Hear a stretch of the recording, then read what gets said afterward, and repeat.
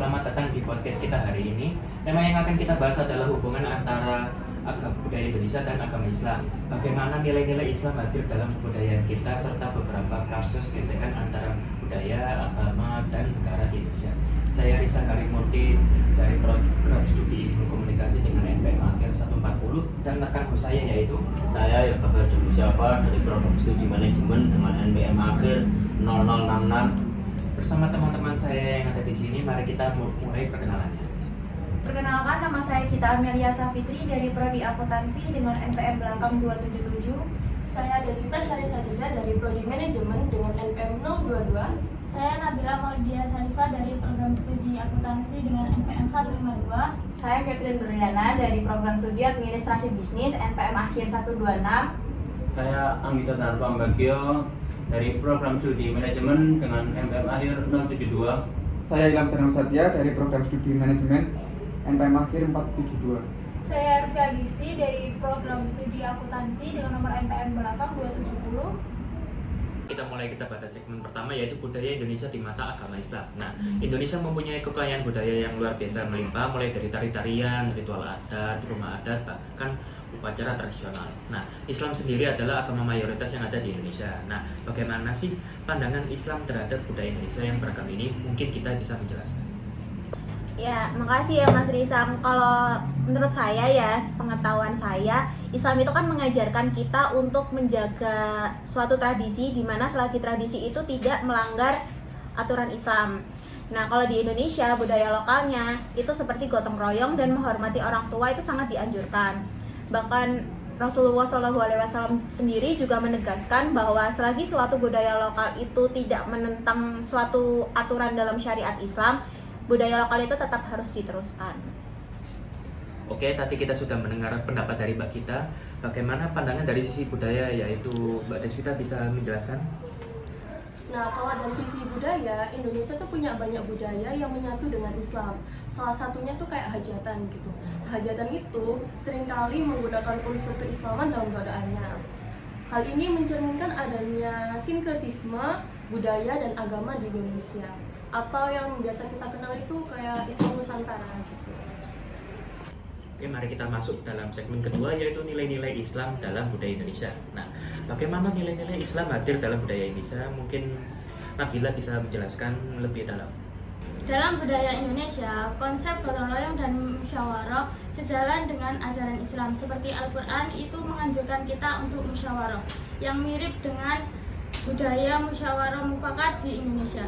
Hal ini memperlihatkan bahwa nilai-nilai Islam dan budaya Indonesia itu sebenarnya saling melengkapi. Betul sekali. Dari sisi hukum dan negara, bagaimana penerapan nilai-nilai ini? Catherine, bagaimana pendapat Anda?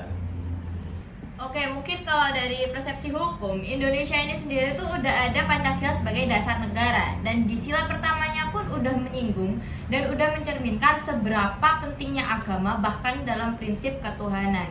Jadi nilai dalam Islam kayak misalnya itu keadilan dan musyawarah itu pasti udah ada di sistem hukum Indonesia. Dari situ sendiri kita itu bisa ngelihat kalau negara kita itu benar-benar menghargai peran agama dalam budaya dan masyarakat. Di sini saya akan meneruskan sebagai host.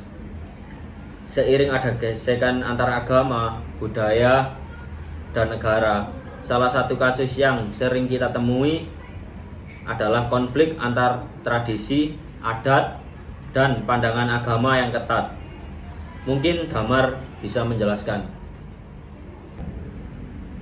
Banyak ritual adat istiadat yang sering bertentangan dengan ajaran agama Islam, seperti yang dituduh syirik.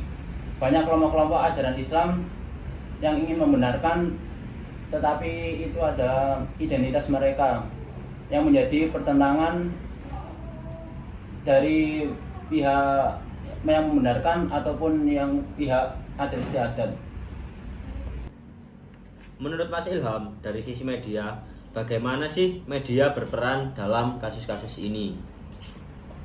Media sangat berperan penting, yaitu sebagai pemicu ataupun peredam. Jika media tersebut menampilkan berita secara tidak objektif, maka akan ada perselisihan ataupun konflik yang lebih besar. Misalnya, ada berita yang tidak jelas mengenai pembangunan suatu tempat ibadah, maka akan terjadi konflik antara umat beragama. Ya, seperti itu. Dari sisi seni budaya, menurut Avery, apakah ada dampak terhadap seniman tradisional? Nah, jadi untuk seni budaya sama agama yang Islam tuh banyak yang berbentrokan ya. Kayak contohnya itu wayang gitu sama seni lukis itu di Islam kan sebenarnya nggak boleh ya. Tapi dari POV para seniman kayak gitu itu seni-seni kayak gitu harusnya itu dilestarikan. Nah, solusi yang bisa aku kasih itu mungkin antara dialog seniman sama ulama-ulama itu ya bisa berdialog untuk memahami satu sama lain. Terima kasih. Oke, terima kasih atas pendapat-pendapat yang sangat beragam dari teman-teman di sini.